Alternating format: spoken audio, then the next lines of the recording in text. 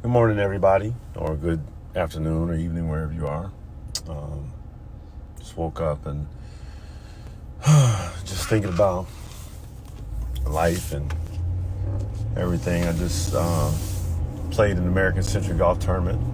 If you couldn't tell by my pictures on my last couple of posts, excuse me, I had the chance to play some incredible individuals. Obviously, some great athletes, people who are captains of the industry. Obviously, we are competing at golf, but walking down the fairway is so much more because you get to link in with so many different people, their mindsets, and it made me think about my life. Walking into a room. I walk into a room and there's Jerry Rice standing there, and he greets you with open arms, or John Elway, or Devontae Adams, all these incredible athletes that we all know, we've watched and we continue to watch.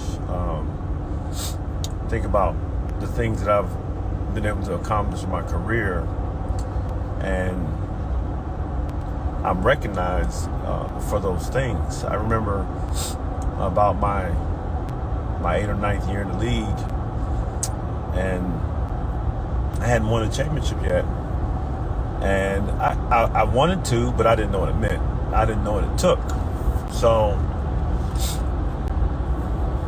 by my 12th year, because in those years prior to my 12th year, I was so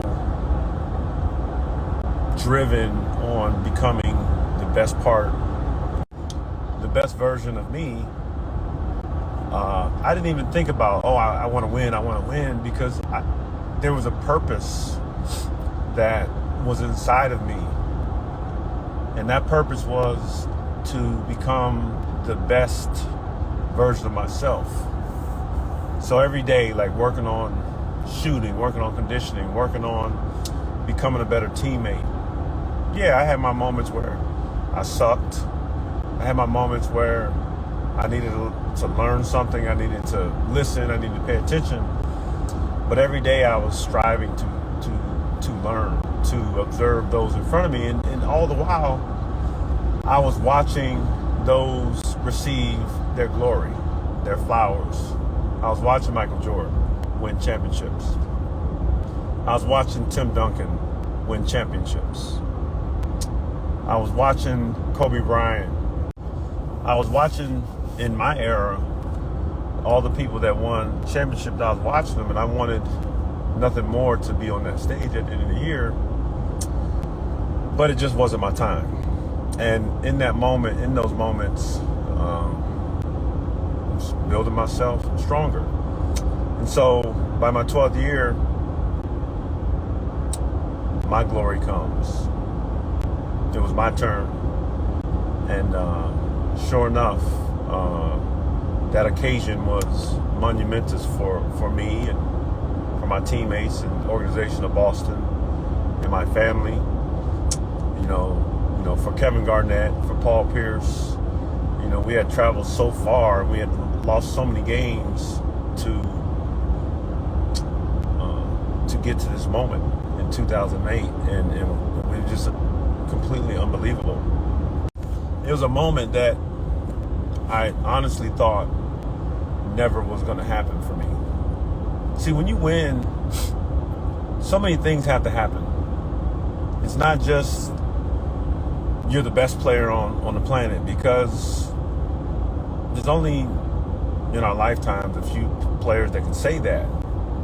But you need a like mindset, a growth mindset, similar mindset, your teammates, your organization. You have to continually get better throughout the whole year, and you have to constantly be pushing and learn how to take less at times as well. But when you have other great players alongside you, you have to learn how to take a second seat, a back seat, or be a third role player, whatever the case may be. But what you learn when you realize what it takes to win is that you'll do anything possible to win. You'll do anything. Because winning happens not on your terms, but on the team's terms.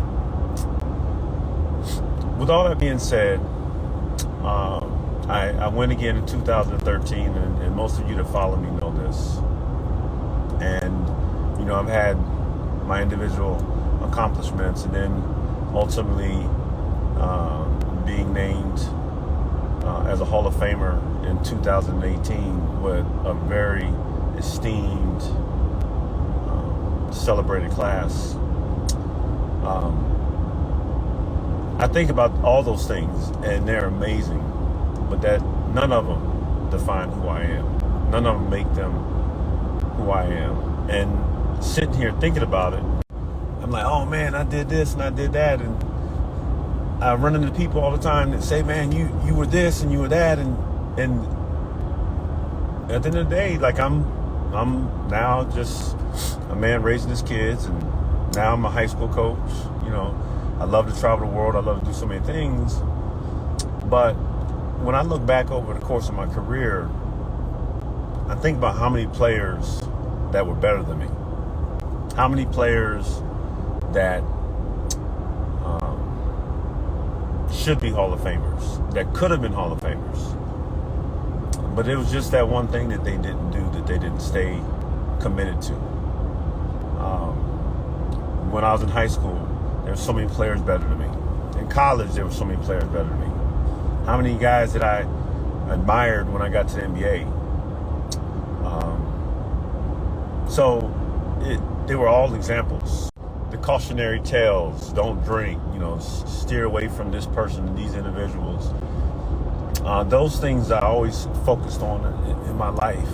And so to be who I am today, to have accomplished what I've accomplished, it takes a lot.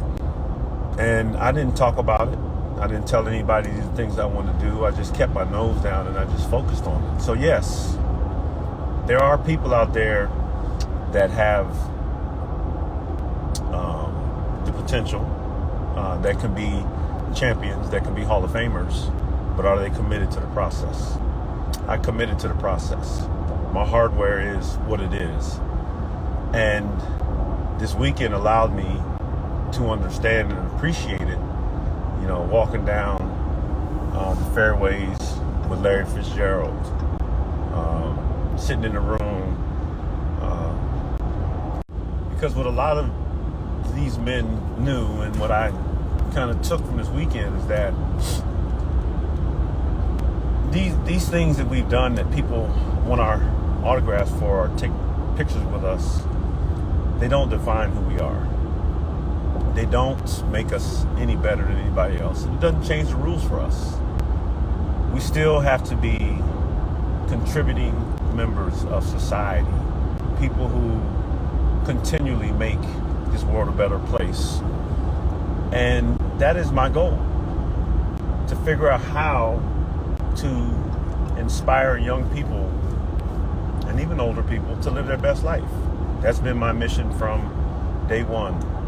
And at no point do I ever compromise that. Like, who can I help? How can I help? From day one, I was grasping at everything I possibly could to figure out what does it take. And so now I know there's people out there struggling, striving to better themselves, wanting what's best for themselves, wanting what's best in their lives, for their families and their kids and their community, but they don't know how to go about doing it. A lot of times it's easy for a lot of people to make themselves better. They got to pull somebody else down. If I pull them down, then I'll stand taller than them. That's not the way to go. So as I was in the airport flying back home a day or so ago, and I ran into this young man, and he had a family with him, and it was just small talk, and he asked if he could take a picture as we're waiting for the flight. And we had been, we're in the airport, and just sidebar, when I'm out in public, there are times when I do get claustrophobic around people, because when people crowd it's just, sometimes you deal with a lot of people that can be overwhelming. But we were sitting at this gate, and this guy, we had been talking, at the check-in, and then he comes over and asks if we'd take a picture. And then I asked him, I said, so what is it that you do? And he started talking about he played baseball, and he kind of got emotional, and he was talking about how kids that he worked with, and then he talked about how he didn't work hard enough. He talked about how he let himself down because he didn't leave it all out there on the field when he played baseball, and he just took it all for granted. And he really got choked up, and we're about to get on the plane in about 10-15 minutes, and I just looked at him and I said, man, I feel that and I understand it. And he goes, yeah, but you did it. You put the work in. And I said, yeah, I put the work in. And right now what you're doing is you're judging yourself based off of what you see in me, that I've accomplished what I've accomplished in my life, in my career. But who's to say your story has been written yet? Your story's not over yet. Like, you have to take everything that you know and you have to put it into what you're doing now, because you know better now. You have the strength, you have the power, and you have the capability, because you understand what you didn't do when you wanted to do it back when you were younger. It was one of those moments where we kind of ran each other at the right time, and he needed to hear what I had to say, and he needed to hear that he too still can be great in his life. And it was a reminder for me to remind you all of this story, and to not have any regret. This young man was walking around with regret, and at the time when he could put the work in, the pain of the hard work sometimes is too overwhelming, and then later on you have to suffer from regret.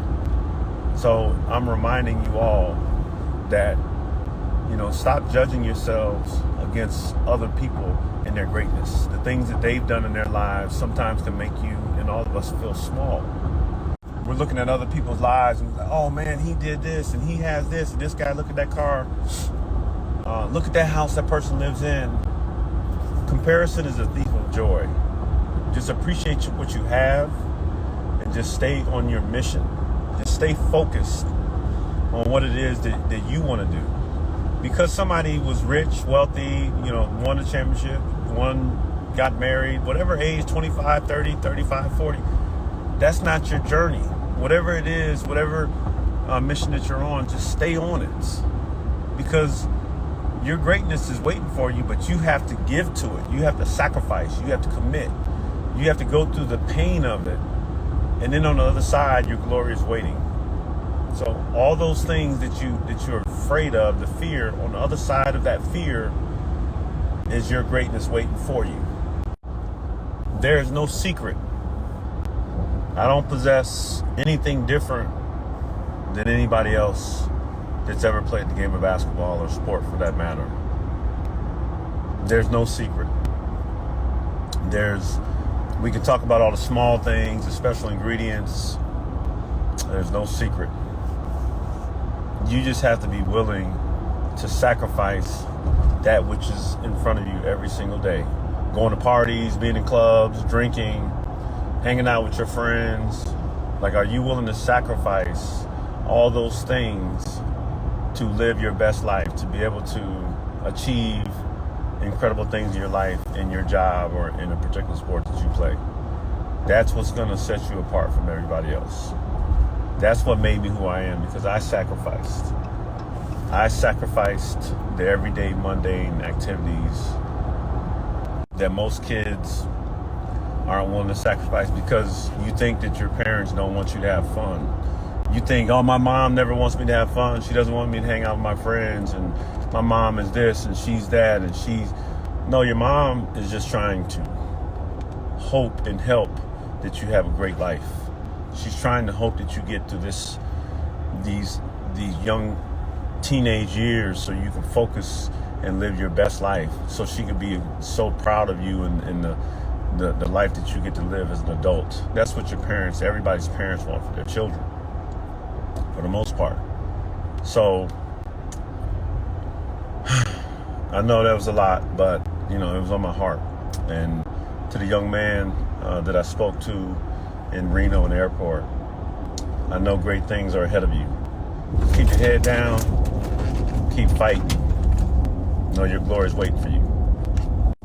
It may not happen today, it may not happen next week or next month or next year, but it's there for you.